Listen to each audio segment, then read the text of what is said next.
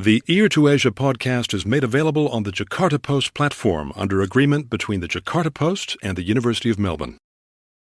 Hello, I'm Peter Clarke. This is Ear to Asia. In contemporary Indonesia, there is this strong awareness of linguistic diversity, of cultural diversity. And so what people want to highlight now is not national identity in that rigid sense of one nation, one language, but rather an Indonesia that is linguistically diverse, that is ethnically and religiously diverse. This growing confidence in being Indonesian and having these other various identities has meant that there's no longer this sort of negative attitude towards the use of foreign languages like English. People in Indonesia are really embracing their identity on the world stage, embracing other languages, foreign languages, Indonesian, Arabic, and others, without a sense of their own identity being threatened. In this episode, language choices and challenges in Indonesia. Ear to Asia is the podcast from Asia Institute, the Asia research specialists at the University of Melbourne. Indonesia is one of the most linguistically diverse places on the planet, with some 700 languages still being spoken. Its unifying tongue and only official language is Indonesian, or Bahasa Indonesia. The national language, adopted at the birth of the new republic, was at the time spoken by a mere 5% of the population. Yet it was chosen over much more widely spoken languages, such as Javanese and Sundanese. Today, it serves to bind a still massively multilingual landscape, while playing a key role, providing a sense of Indonesian national identity. Yet, as we'll hear, the complexity and hybrid nature of the languages spoken in the archipelago means Indonesian still vies with other tongues, and even with itself, in the choices people make about what kind of language they use. To help us examine how the national language sits in hyper-polyglot Indonesia, with us, Indonesian studies experts, Associate Professor Novi Djenar of the University of Sydney and Dr. Michael Ewing of Asia Institute. Welcome to you both. Thank you. Thank you. This is a fascinating topic, and I think we need to start, Novi, with how Indonesia came to adopt a rather small language in many ways, but a very important language, spoken, as I said in the introduction, by only 5% of that population then. How did that all occur?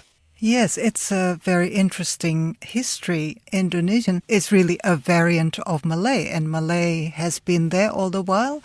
It was a language that was spoken as a lingua franca among different groups, and it was a language of trade.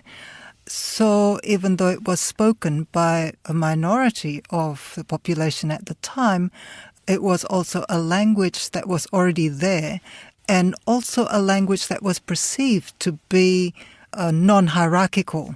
And so that was an important consideration when people were thinking about choosing a national language. Non-hierarchical, what do you mean by that? At that time, the largest number of speakers of any particular language was Javanese. So Javanese language has got different speech level, and that means that when people interact with another person, they constantly have to calculate who they're interacting with, what kind of language they should use when interacting with that person. So social hierarchy is embedded, is worked into the language. Unlike in Malay. Of course, Malay also has, ways in which people can express formality, and it has the informal register as well. But it's not grammatically embedded in the way that Javanese is. So I think, it is being perceived as a more equal language. By register, you mean that's a linguistic term meaning the level of formality in a way? The level of formality, the level of social positions and a social hierarchy. So the desirability of having a language which was more knockabout, I suppose, and you mentioned trade. So was the Malay language like a complete language? It had literature, etc., or was it more a working day language? So this is an important question. I think when we say that Malay is a language that doesn't have a speech level, it does have the formal variety and also informal variety. So obviously, the formal variety would be used in education and also in government since the Dutch era, actually since the 19th century. And the informal level, what used to be called the trade Malay or the bazaar Malay, different informal varieties, were used for day-to-day communication in trade and also at home among different people, different groups. We use the term Creole to describe, for example, what's happened in Papua New Guinea, which is more a pidgin. They have 850 languages just in Papua New Guinea. So the archipelago has another 700 or so, including, I guess, West Papua. Explain to us why the Dutch, when they came, chose this language, which became the lingua franca. What made the Dutch choose Malay as the language they wanted to work with? Actually, it was not just Malay. Malay was chosen by the Dutch as a language of government.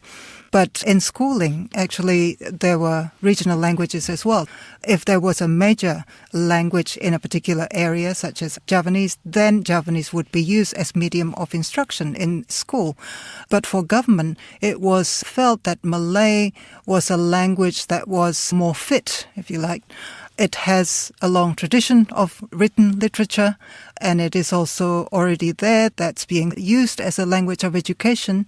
And the Dutch was also interested in standardizing. So as they were adopting the language, they were also seeking to standardize the language so that it was more appropriate, so that it was more fit to be used as the language of government and trade. Prior to the Dutch arriving, as Novi mentioned, it was a language of trade. So I think it's really important to remember that the area that we call Indonesia now, and it certainly wasn't called Indonesian 1,000 years ago, but was an area where there is trade coming from China, from India, people moving through there from all parts of the world.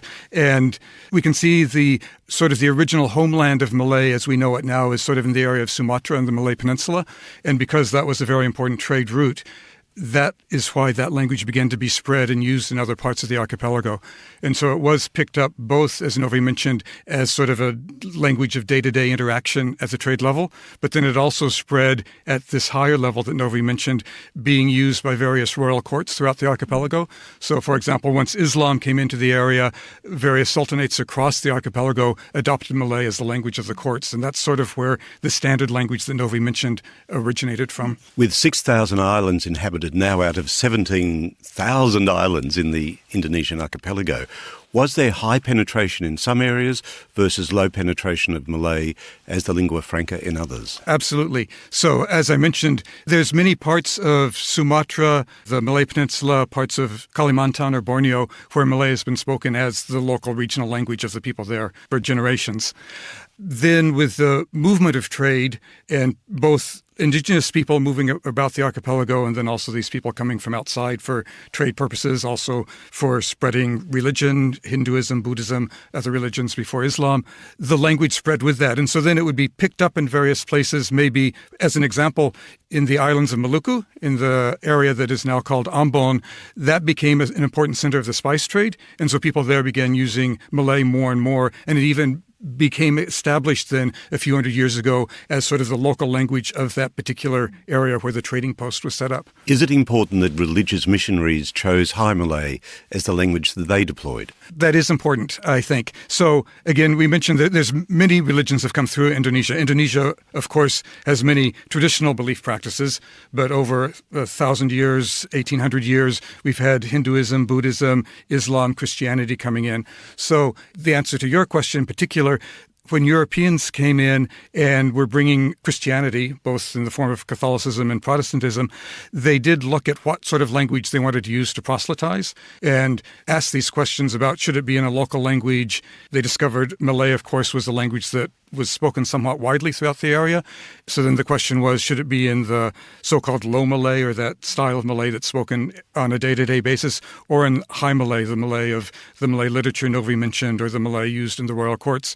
And because of the status in their minds of the Bible and religion, they chose High Malay, despite the fact that actually the vast majority of people who might speak Malay wouldn't understand it at that point. So staying in that earlier period, Novi, were the inhabitants always using a number of different languages, the Malay language, perhaps their home language, and were those languages hybridizing to some degree even in that earlier period before it became the lingua franca of an independent Indonesia? Indonesia has always been a very highly multilingual place. Wasn't Indonesia, of course, prior to independence.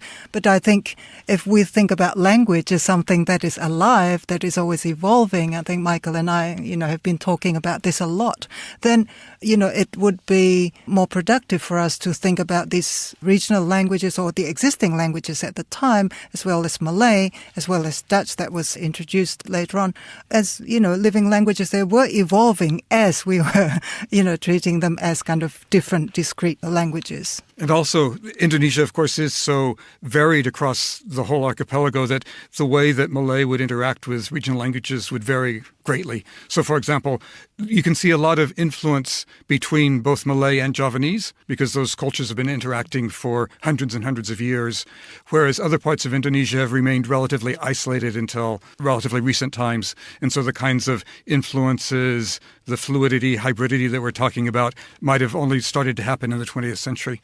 Could I clarify one linguistic point? Sure. We know that from Papua New Guinea that the languages there, even on an island like Manus, are really different from each other. They're indecipherable to speakers of other languages within that country. Is it the same within the Indonesian archipelago, that a distant island will have a language that's almost unknowable to someone living in another part of Indonesia? Absolutely. The languages of Indonesia are completely different languages. They are, of course, many of them related to each other.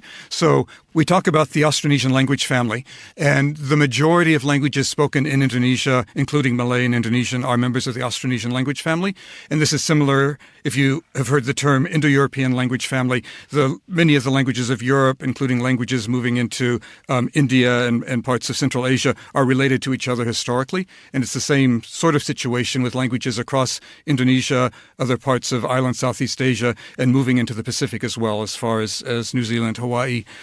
So they're related to each other, but as different from each other as English is from Spanish, German, Hindi, and things like that.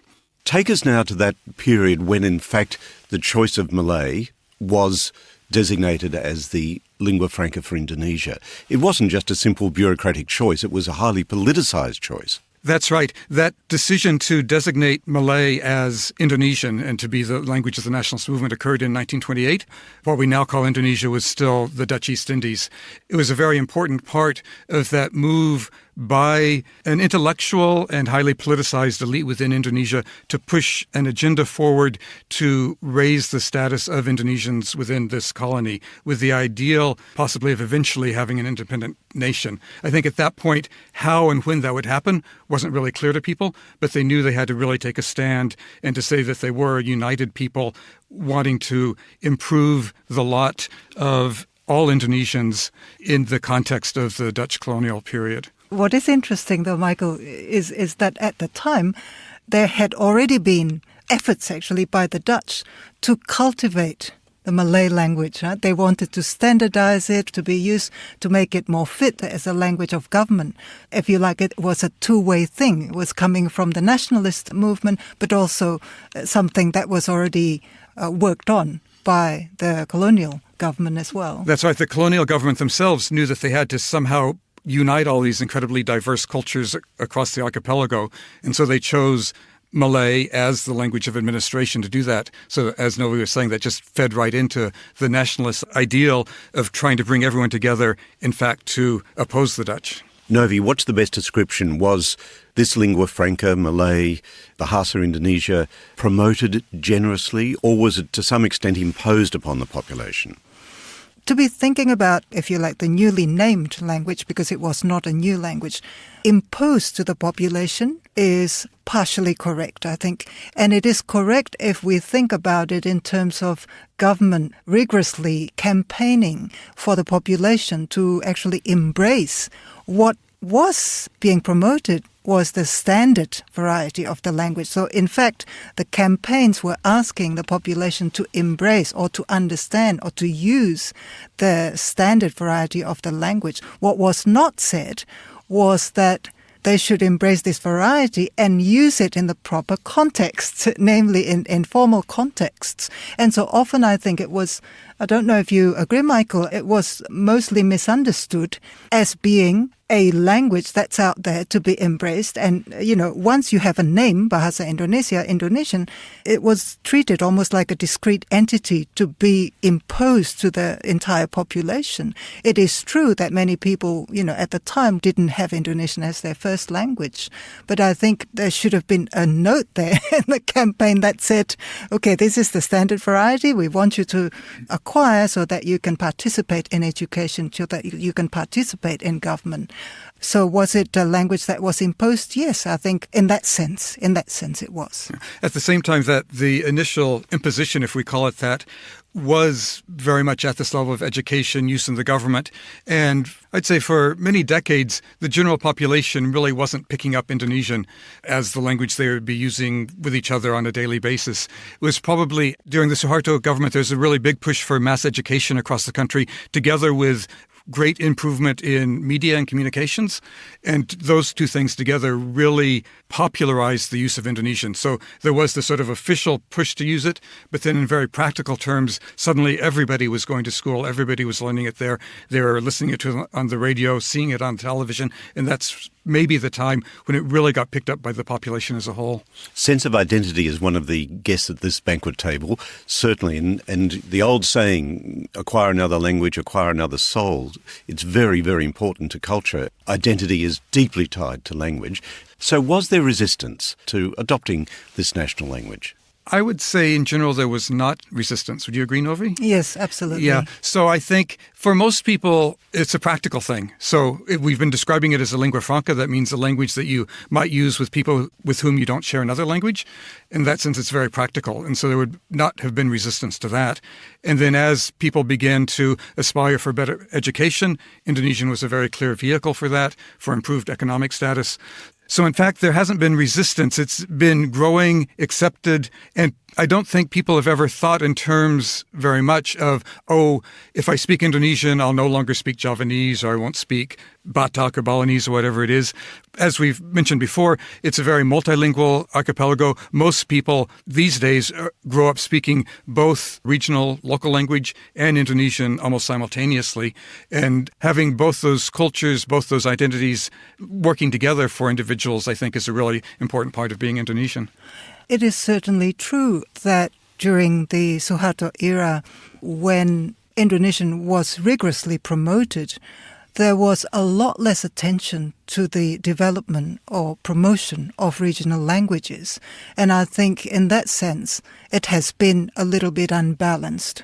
So people felt that, certainly critics have expressed that the promotion of Indonesian was at the detriment of other languages and also of other varieties of Indonesian. So informal Indonesian at the time was treated as though it was a different language that people shouldn't speak. But that situation has greatly changed now.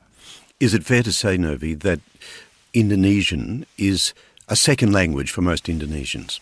It was.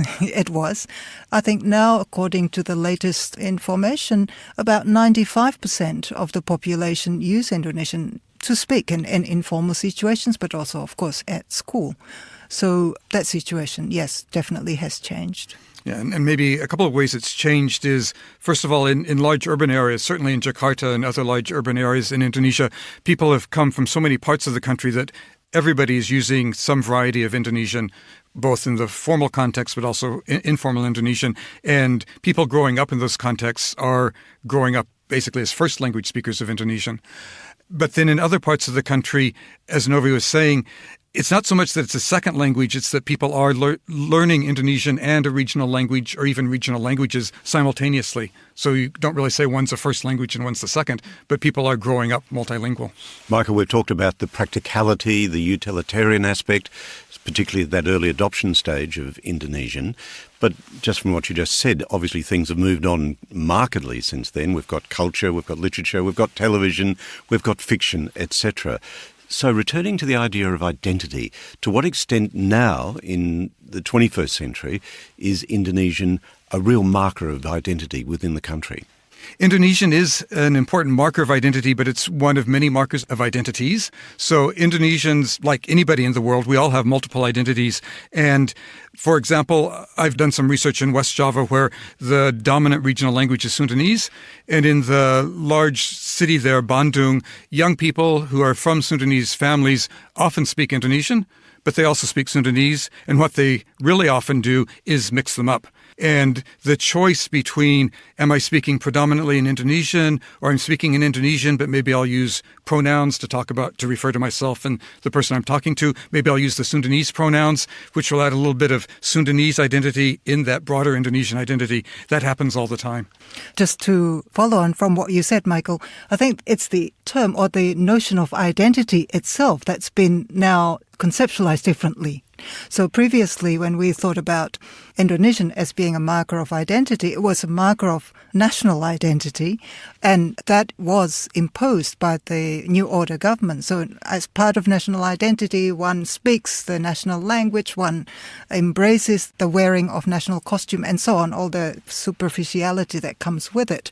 But I think now people ask about Indonesian identity in a different way. And so people talk about identities rather than just one singular national identity. You said earlier that languages are a living, organic thing, and you can see something analogous to what you're describing happening in India as well, with the mixing and matching of languages, a bit of Hindi, a bit of English, and perhaps in other languages. So is something similar to that from your description happening in Indonesia, the mix and matching? Absolutely. For me, that's one of the hallmarks of informal Indonesian. I remember when I was working on a variety of Javanese, in fact, in a town called Cirebon many years ago, people would talk about how it was nice to speak Javanese, but it was impossible to speak Javanese without also including some Indonesian, or the other way around. And that, in fact, it created a feeling of being more, well, they use the term sedap. So it's just a nicer flavor, a nicer feeling if you're mixing things together, sort of like mixing together spices to create a nice curry. You're listening to Ear to Asia from Asia Institute at the University of Melbourne. I'm Peter Clarke with Indonesian studies experts, Associate Professor Novi Djenar of the University of Sydney and Dr. Michael Ewing of Asia Institute. We're talking about the Indonesian language and its role in the massively multilingual social landscape of Indonesia. Take us into an everyday situation, Michael. We're in Jakarta, say, and we're in a busy market situation, and I walk into the market. What language do I choose? If you were in Jakarta walking into the market, you would probably want to speak Jakartan Indonesian. So Jakarta has been the capital of Indonesia since independence. Prior to that, it was called Batavia, and it was the capital of the Dutch East Indies. And Malay has been the language of that metropolitan area since the early Dutch colonial period. And a very distinctive variety of Malay developed there, which now into the 21st century has evolved into what is often referred to as Jakartan Indonesian. It's a very informal style of language that really does mark an identity of living in the capital city, which brings with it all kinds of connotations of being modern and prosperous and progressive and all of that sort of thing. It's a style of speaking that has different pronouns, different kinds of grammar, but is still understandable as a type of Indonesian. So people move to Jakarta from all over Indonesia and internationally, and anybody who lives in Jakarta for any length of time starts speaking Indonesian in that style on an informal basis. And because of the importance of Jakarta and the ubiquitous nature of media these days, that style of Indonesian is spreading throughout the archipelago and informing the ways that people speak informal Indonesian across the whole country. I think because wealth, modernity, it's very attractive to a lot of people. And the style of speaking that is associated with Jakarta, then it's also adopted by people in other areas of Indonesia. At the same time, if I could jump in, it's not just adopted wholesale. It's bits and pieces. It's right. Bits of style that inform a very local style. So as I was mentioning Bandung again, so in Bandung, people speak Indonesian, they speak it informally. It has lots of qualities of Sundanese in it, but it also has various aspects of Jakarta. So it's this hybrid nature. Yes, I'm glad you mentioned that because we tend to think of the Jakartan style as being a style that just spreads all over Indonesia and people just adopt it like that. But in fact, what has emerged in different parts of Indonesia is kind of localized national, how do you say it, cosmopolitan style Sort of almost? a cosmopolitan styles. Informal way of speaking, hip way of speaking. Yep. And the role of television, I'm just imagining there's a national news service, goes over the whole archipelago, and that would be conducted in a certain kind of journalese version of Indonesian, I'm guessing. But you get individuals, perhaps from more outlying islands, or have jobs in the media. Is that part of the mixing and matching that's going on, that influence you're describing? So yes and no. There are a number of television stations, and each station would have a certain amount of content from the local area. So for example, if you go to Bali, there's the Balinese television. In their local language? In their local language, yeah, in Balinese. So while people are exposed to different television stations and the language and the styles of speaking, I would say it in the plural. Okay, yes, they speak Indonesian, but actually what we think about as television programs are quite varied. So while the news bulletin will be read in Indonesian, in between reading news bulletin, people do speak in informal Indonesian, and the different programs, and of course English is there too in the mix. That use of local languages as well as Indonesian in television is a really good example of one of the big changes that has happened in Indonesia in the 21st century. In the 20th century, Indonesian television was basically always in Indonesian and almost always standard Indonesian. And now people are embracing their local identity and this ability to move very fluidly between different languages, between different styles, using formal Indonesian, informal Indonesian, influenced by local languages all the time. And that's really been taken up by the media in a way that it never was earlier. I think that's a really good point. So in contemporary Indonesia, there is this really strong sense of awareness of linguistic diversity, of cultural diversity. And so if we go back to the point about national identity, what people want to highlight now is not national identity in that rigid sense of, one nation, one language, but rather an Indonesia that is linguistically diverse, that is ethnically and religiously diverse. And so highlighting these different languages is part of that, sense of confidence about being Indonesian. Something that Novi and I were talking about earlier was how this growing confidence in being Indonesian and having these other various identities has meant that there's no longer this sort of negative attitude towards the use of foreign languages like English. So in the past, there might have been a sense that, you shouldn't mix English into Indonesian, or all advertisements should always be in Indonesian because there's this sort of fear of influence. But I think that people don't have that fear at all anymore. People in Indonesia are really embracing their identity on the world stage, embracing other languages, foreign languages, Indonesian, Arabic, and others, without a sense of their own identity being threatened. Novi, is there a generational dimension to all this? I'm imagining grandmother in a particular location of strong cultural background. She's a superb speaker of the local language, but the kids, of course, from the description you've both given us, are often another kick, really, linguistically. Are there almost familial social problems emerging generationally with the use of the lingua franca? I think different parts of Indonesia would probably show different patterns of this. I can tell you that when I was doing my fieldwork in Surabaya, the second largest city in Indonesia, I was recording high school kids, and these are junior high school. They're in their 13, 14 years old. I didn't ask what language they should be speaking. I only said, okay, I would like to record your interaction. And what I got was Javanese. And another group was like that in a private school, a bunch of male students. What we got was a whole lot of Javanese and some Indonesian. And so if we say that there is a generational issue, yes, there is, but it depends on where we look. It might be the older generation that retains the language and the younger generation is moving towards Malay.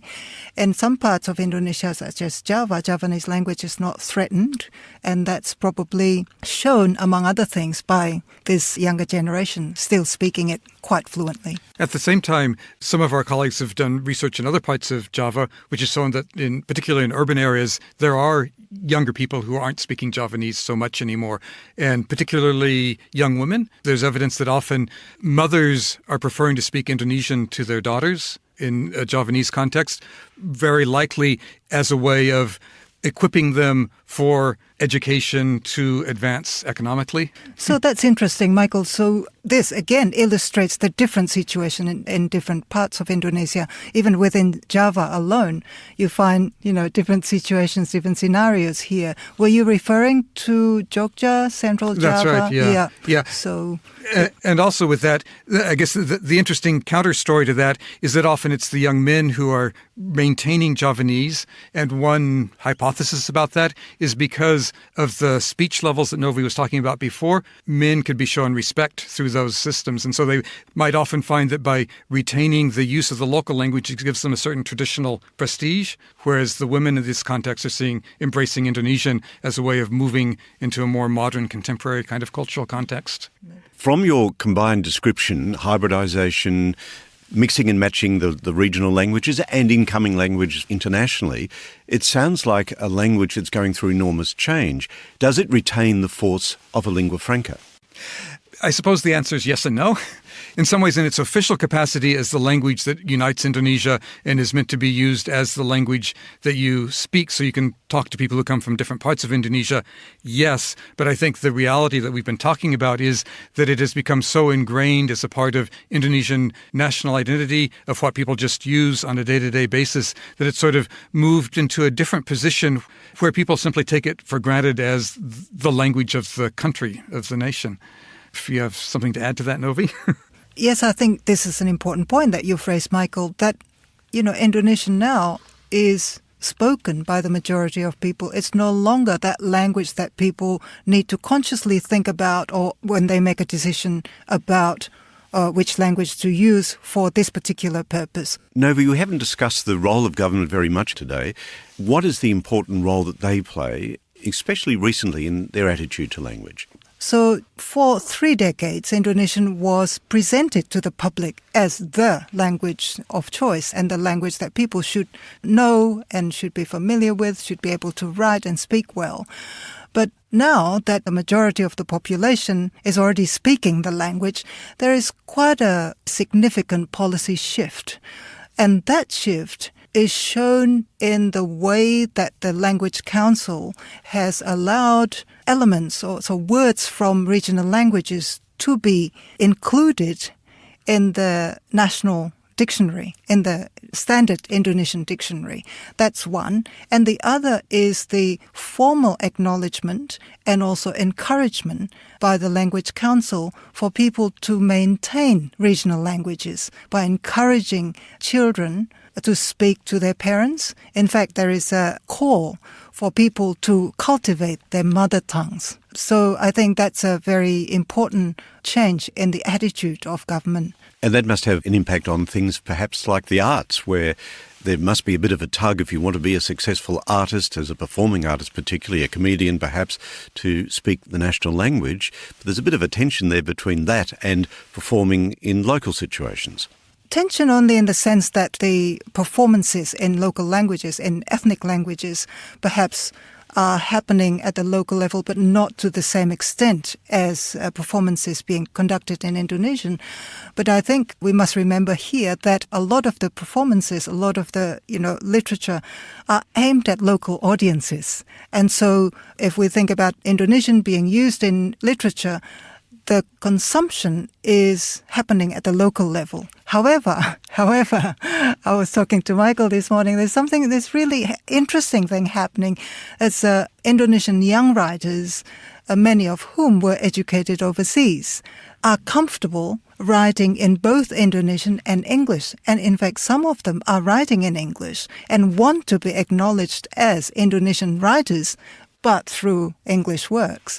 And there is a lot of tension currently among those who would promote Indonesian literature written in Indonesian and Indonesian literature written in English. I think both of them are equally valid. But I think this illustrates for us a very interesting situation in which, once again, relating this to national identity, that national identity now is not so strictly defined in terms of Indonesian language. Yeah, I think we can see that it's not strictly defined in Indonesian language in the sense that people are very happy to embrace both local languages and international languages. And we talked about those different kinds of identities, and we can see it being played out right here in Melbourne because the Indonesian Film Festival is on.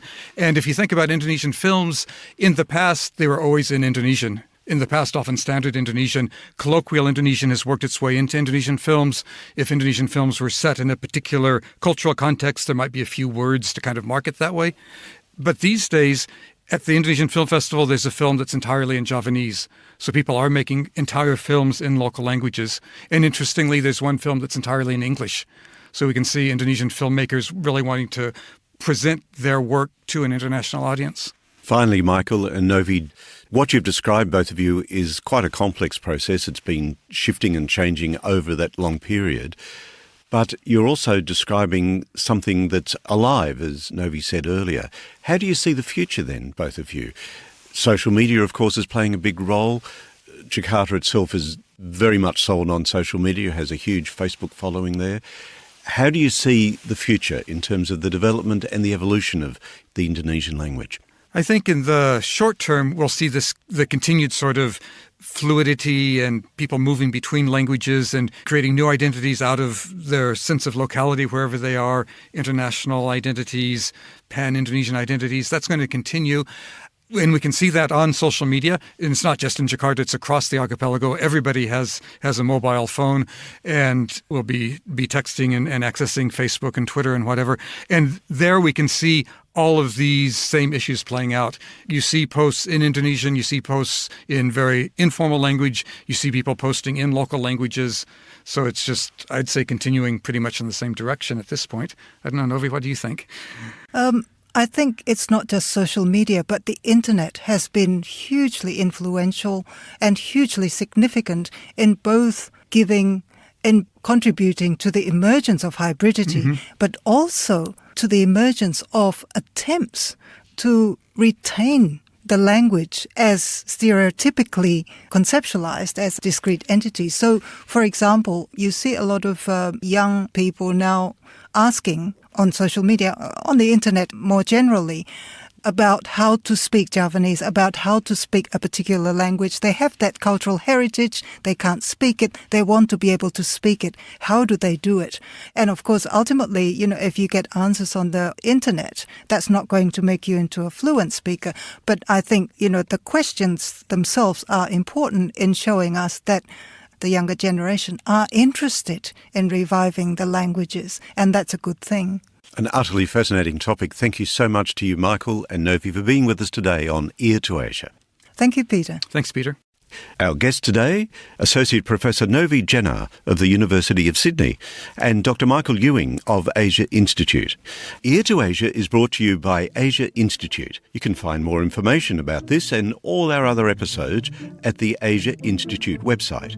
Be sure to keep up with every episode of Ear to Asia by following us on the Apple Podcast app, Spotify, Stitcher or SoundCloud. If you like the show, please rate and review it on iTunes or Apple Podcasts. Every positive review helps new listeners find the show. And, of course, let your friends know about us on social media. This episode was recorded on the 11th of April 2019. Producers were Eric Van Bemmel and Kelvin Parham of Profactual.com. Ear to Asia is licensed under Creative Commons, copyright 2019, the University of Melbourne. I'm Peter Clarke. Thanks for your company.